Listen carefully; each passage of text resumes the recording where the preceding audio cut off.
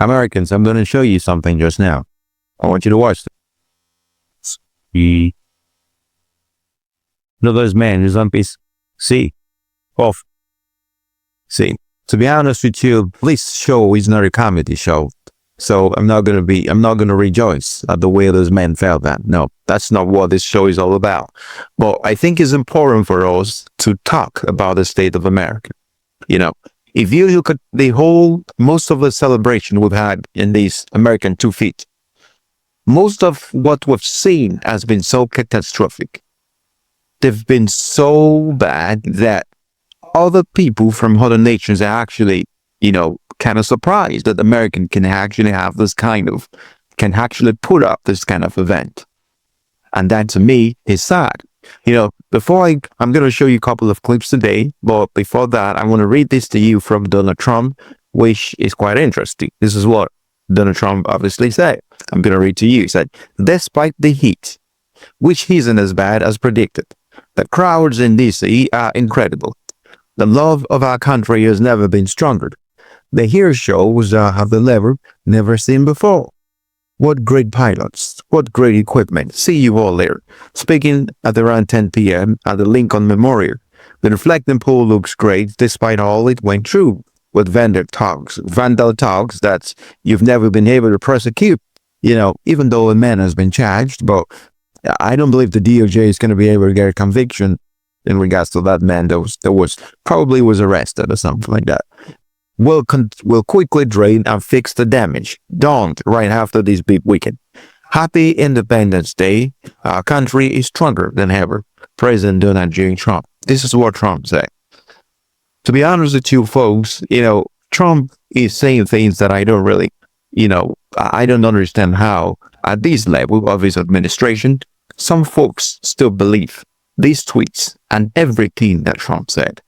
If you look at the whole thing that has happened in these American 2 feet, it's been disastrous. Just look at the man I showed you the other time. The man felt that. I'm not saying Trump is responsible for that, but what I'm trying to say is there's a chance that there wasn't enough preparation. This whole event screams of lack of preparation, lack of organization. That's what it screams of. And it's interesting to me because this is supposed to be the greatest country in the whole world. I want you to watch this now. It's interesting because you just don't understand what's going on. Now, this person is at a, trade fair, and just look at everywhere. It's very empty. Now, where are the people that Trump was talking about? That the whole place is filled up. Where are the people? We should not deceive ourselves. Where are the people? This place is empty. It's empty. Keep watching. That hurts. Now, I'm going to pause here and talk to you a little bit. This picture right here is exactly what I can call the perfect picture of America. And I understand that some of you probably wouldn't agree with me anyway, but I have to say this is what I believe. And I'm not the only one who believes this is a perfect picture of America. Look at this young black girl, wonderful black lady. She's sitting right in the midst of white supremacists. These folks have the confidence and the guts to be able to march in broad daylight. Now, the first question we should ask ourselves is this: what gave these folks the confidence to be able to do this in broad daylight? Why do these folks have so much confidence to be able to go on a train? They go in the midst of people. They're not afraid. They're not even afraid that people are going to, mock them or something like that. They're not afraid. I'm not advocating for that. You should never do that. But I'm just trying to say that these folks, they pretty have confidence. There must be a reason why these folks have confidence. They are able to go to anywhere. They're not scared of anybody. Just look at how this young lady is feeling right now. She's just standing there. You can look at her face. That's the perfect picture of America. This picture probably reminds you of what happened during the times of slavery. Now, I'm the kind of person that when it comes to this topic, I do tell people that these are history that you can't just forget. But at the same time, I don't want to be the one that mourns about it every time. But that doesn't mean that when we see this kind of picture, this picture shows us exactly what America is today. 250th birthday. And America has never been able to get over that division in this country. So I just noticed that some folks in the Republican Party would tell you that it was Obama that made this country more divided. I'm going to tell you something. Before Obama was president, this country has been divided like this, even probably worse than this. I would argue that the election of Barack Obama actually makes things a little better.